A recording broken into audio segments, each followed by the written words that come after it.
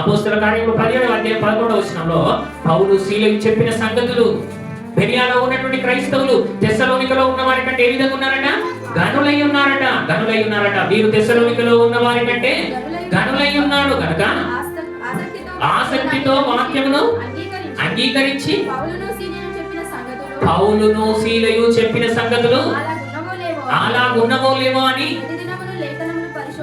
ప్రతి దినము లేఖనములను ఏం చేస్తున్నారట? పరిశోధిస్తున్నారు.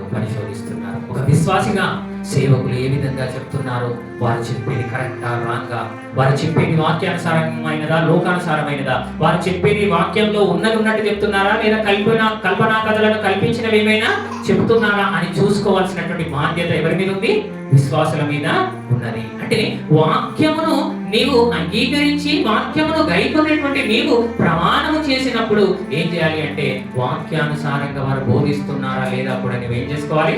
ఒకసారి పరిశోధన చేసుకోవాలి.